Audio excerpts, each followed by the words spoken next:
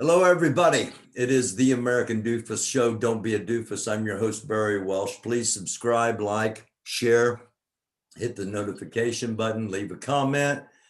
If you want to support the show, hit the join button. And we're going to hop right into things tonight. In last night's live, two different things. I mentioned that the FBI was reopening a murder case and of a young man in Georgia. And also, I mentioned that someone had sent an email wanting me to look into what happened in Lafayette, Louisiana, between Grandmaster Jay and Krystal Muhammad, the leader of the new Black Panther Party. And I've got somebody that fills both of those notches at once, and glad to welcome back Mr. Galaxy. How are you, man? I'm doing pretty good. How are you, Barry? I'm doing well. I'm doing well. Always nice to talk with you. Absolutely. And I think it's the first time we've talked in 2021, isn't it? Uh, Or did we I talk? don't know. Has it been that long? I don't I know. think it has. Yeah. Time has just been flying so much Yeah. lately. It's hard to keep track. You were real busy with event planning in January. And this is the first time we've been able to get together. So thanks for coming on. Yes, sir. And let's talk first real quick about what happened in Lafayette, Louisiana. Grandmaster Jay and Krystal Muhammad. What did you see? You were an eyewitness. You were actually there. Yes, sir. Just from my perspective, having been in the middle of Parks on Suchi, I don't know if you've had a chance to go back and look at any of the video footage from Lafayette or anything, but if with what is still there, you can actually still see that whenever Grandmaster Jay was walking in, he just walked straight up on the stage and kind of grabbed the mic. And while he was doing this, Krystal Muhammad was actually on a different speaker system speaking, and he began to talk over her. Okay. All right. I wasn't aware of that. And all of my footage, almost all of my footage has been pulled down. Almost all of it's been taken down from Lafayette. So I am going to play probably tomorrow. I'm going to replay the best episode I have from Lafayette. But I want to say Ford Fisher might still have something up. I spoke with him while I was down there. I know he has footage. Yeah, he's one of the absolute best. We use him a lot here. You know, I reference him a lot. So Grandmaster Jay basically took the microphone, started his own rally when Krystal Muhammad was speaking at another section of the park. Is that right? It was actually or right was she next. or was she on the same stage as he was on? No, sir. There was a stage in the middle of Parks on Suchi, and then offset to the right, there was a small stereo speaker system and everything as far as like the setup for the voters registration rally. Okay. And that's where the Honorable Krystal Muhammad was speaking right after the gunshots rang out. Okay. And we'll touch on the gunshot thing in just a minute because I saw the, so yeah, I want to get your take on that too. But anyway, so she was speaking shortly after the gunshots rang out. So she was speaking while the NFAC was marching towards the park. Is that correct? Yes, sir. Okay. And she had not finished her speech once they got to the park. Grandmaster Jay goes up on stage, takes the mic and starts his speech, and basically talking over her, it appears to her and to many people, right? Is that it? Yes, sir. Okay. Yes, sir. I mean, he also disrespected the community too. Okay. All right. Well, I can see how I can see that, justifiably that she would consider that, she'd consider that disrespectful. And, you know, without Grandmaster Jay having a platform and being able to defend himself or whatever, is there any way that there could be two truths at the same time, that she felt disrespected and probably justifiably so, and that he was hyped up after 2 gunshots near a march, and he's leading a march, and he's probably on time constraints, and he just gets up and starts, and he doesn't realize or think about the disrespect, or was it blatant? Again, because he doesn't have his platform. I'm just playing. This is just my opinion from my perspective. Yeah, and that's what we want. I felt it was blatantly disrespectful. Okay.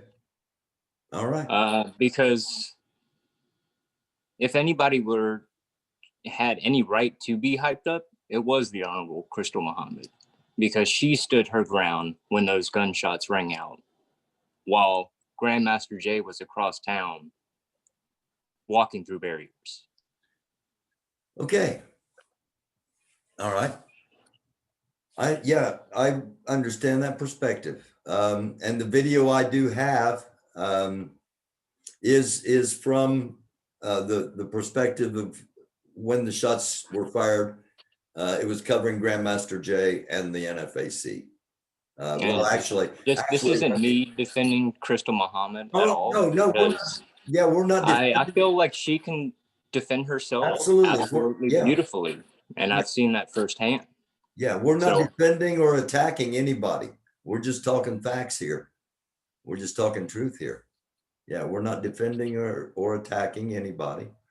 And, you know, because when we talk like this, it can easily be taken as we're attacking somebody, or, you know. I am just bringing forth my experience and my perspective. Okay, so talk about the 2 gunshots while we're on this topic. I still feel like those were not gunshots. I was standing not even 10 feet away from Terrence, the suspect that shot, supposedly. And having been around firearms my entire life, right, I know a little bit about firearms. Considering the environment that we were in, it was pretty much a giant fishbowl.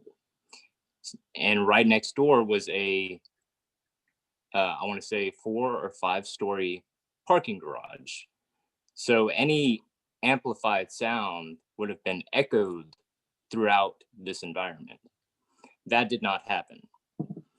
There was 2 shots that rang out and only 1 impact with the ground, and it was just a little bit bigger than the size of a quarter.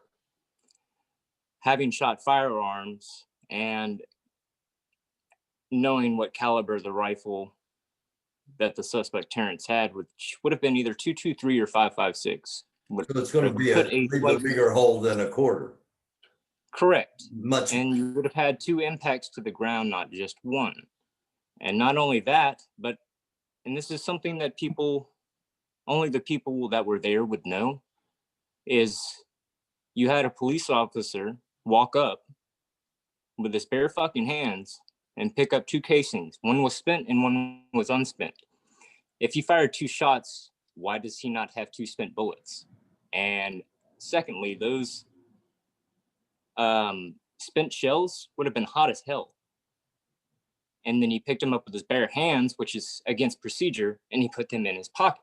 That's the first thing I thought, was picking up with his bare hands, puts his fingerprints on it, and it makes it, you know, to this day. But I didn't think about them being hot coming right out of the gun. Of course they'd have been hot. With the evidence that I've seen firsthand, there is no doubt in my mind that was staged. Those gunshots were staged. Okay. In order to try to incite something, you think? Or yes, sir. Okay. In hopes that somebody else would shoot after hearing the gunshots, others would shoot, and it would be an all-out war. Yeah. That's That's sobering, my man. Indeed. Yeah. It's Yeah. And a lot to think about. yeah, and that's what we do on here. We give people things to think about. Don't try to tell you what to think or how to think, just give you things to think about. So let's talk about Kendrick Johnson. I told you I went to school with him in Valdosta. Yeah. And we grew up together for a few years before I moved to Louisiana. And it was actually the year after I'd moved to Louisiana that everything happened. And I know the guy, Brandon, what was his last name? Spells, I want to say. I also grew up with him and played sports with him as well. So I know his character, I know his demeanor, and I'm a person that is very observant and analytical, studying people, their reactions, how they carry themselves, and whatnot. And having known Brandon, I feel like that's not something that I could put past him doing. Wow. Not only that, but his dad worked for the FBI at the time. And at the time, the FBI was investigating this case, and they filed no charges. So And there is corruption, and and we all know that. The entire community of Valdosta knows that.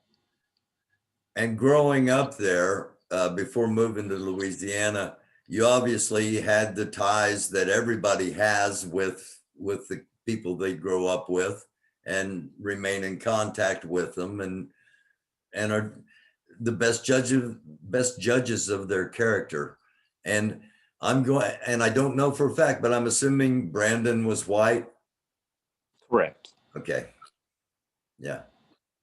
There's a lot of evidence that came out that was hidden from the public, where he came out of the same locker room with a blood stain on his shirt. They can no longer find that shirt, and still to this day have not found that shirt. There's no way in hell or high water that Kendrick would just wind up in a rolled up wrestling mat. And that's something that's a key factor is Brandon used to wrestle. I wrestled with him. We did that as a sport. So that just only further leads me to believe that, you know, when that happened, that it burned something in my mind that I could never forget. And I can't forgive what I can't forget. So with everything coming out now again about Kendrick and how the FBI is opening an investigation again, personally, I don't feel like that's a good idea for the FBI to be investigating it when they couldn't do the job right the first time. How would how would we go about attempting to obtain justice for Kendrick then?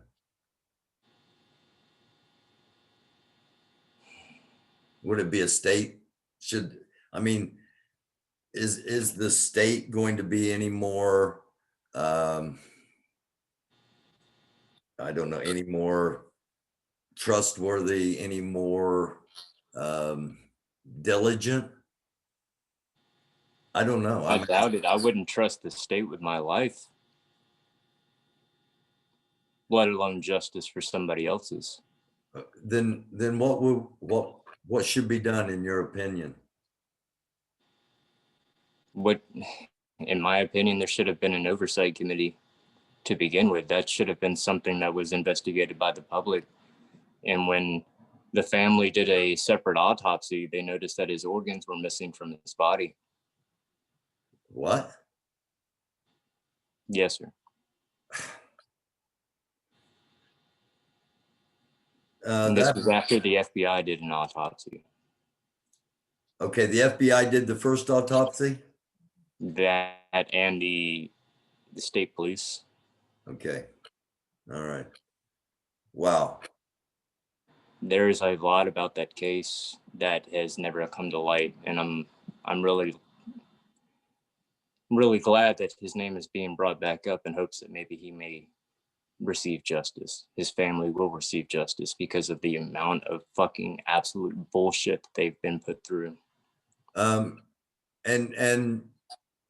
what I'm assuming here, and correct me if I'm wrong, but it's going to be public pressure from that community and people in that community bringing things out that have not been brought to light before, and that's how justice is going to come. I would hope. I mean, if anybody can learn from my experience and what I've perceived through my eyes, then maybe something that someone else perceived through their eyes could help them or help somebody else. Yeah. There's a lot of missing links, and those missing links can be connected if people would just talk instead of being scared. And I'm not fucking scared anymore. Yeah. Yeah, yeah, I have no doubt about that. I have no doubt about that. You played football with him, right? Kendrick? Yeah. Both of them, yes, sir. Or both of them? Yes, sir. Okay.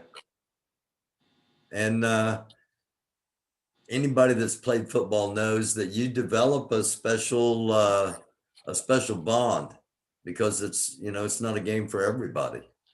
And it's a game where you got to look out for each other.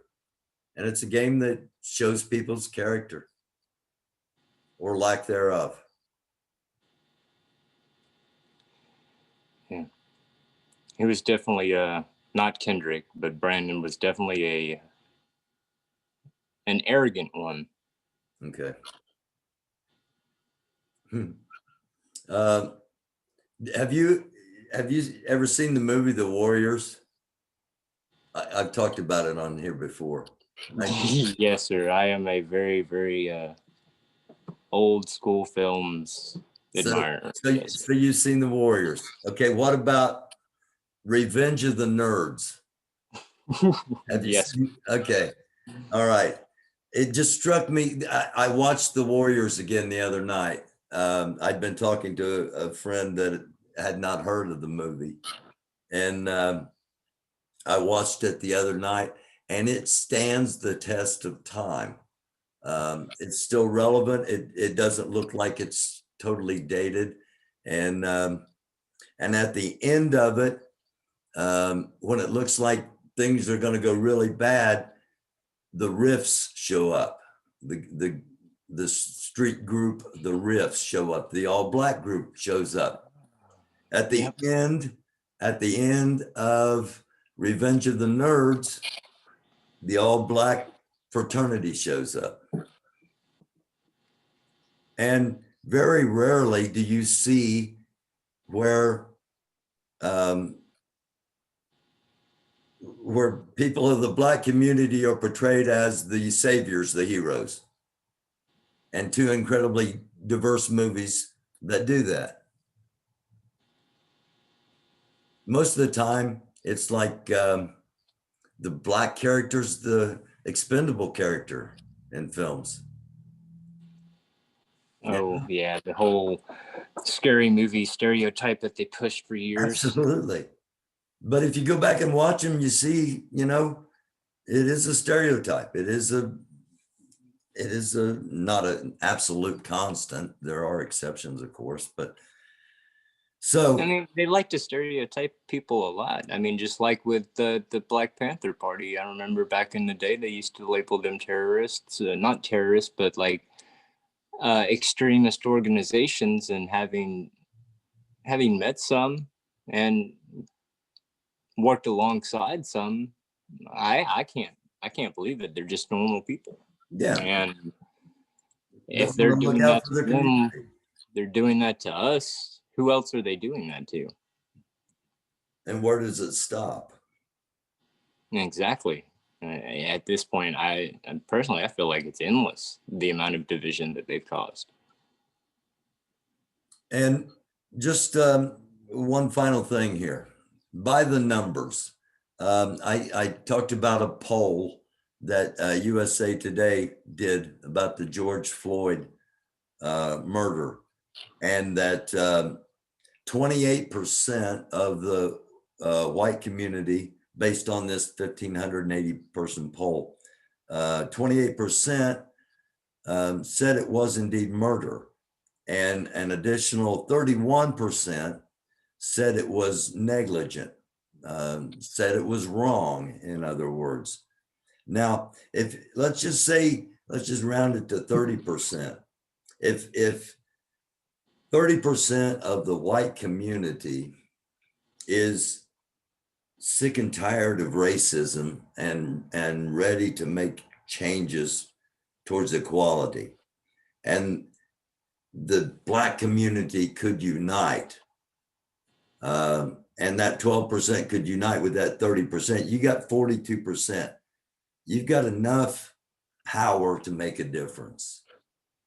Honestly, I mean, I wouldn't trust anything the government says because they haven't been representing the people. What makes you think that they're representing us or any race of people then, or with that statistic?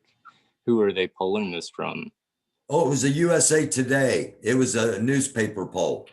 Oh yeah, no, that was just me. You know, my thinking on it is like, you can't. If they're not representing us there, I mean, how? Well, that's what I'm saying.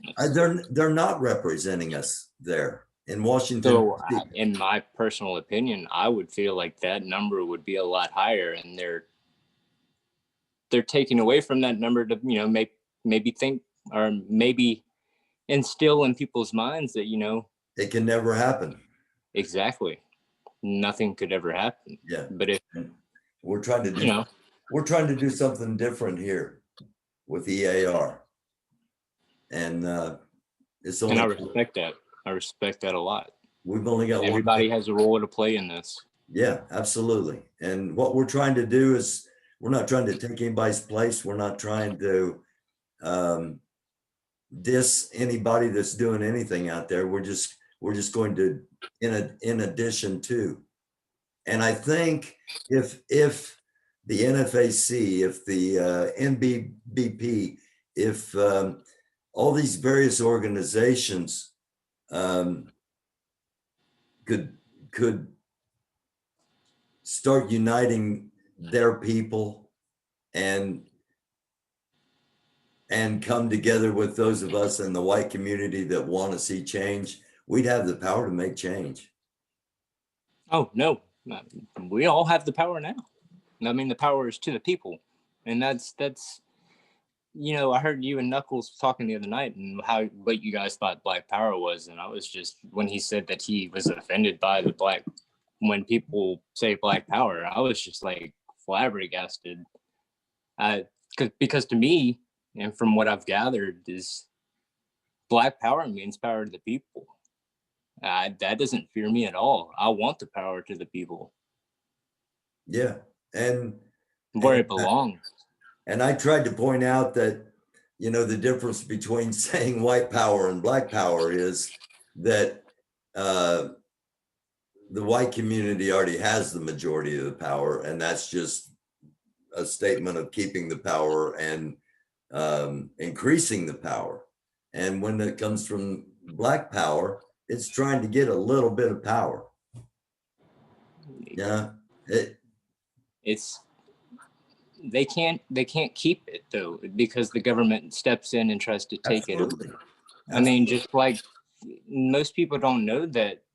Like I know this firsthand because I've seen them feeding me breakfast and stuff in schools. The Black Panthers brought forth the free breakfast program. And I've got a video that I haven't got on yet.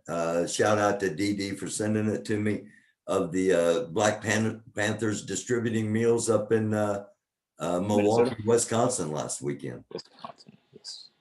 I think, or Minneapolis, Minnesota. It was one of those. That was beautiful. And I mean, if people would stop, relying on the government and started relying on themselves and their neighbors, I mean, we had, like I said, we have the power, and the power is.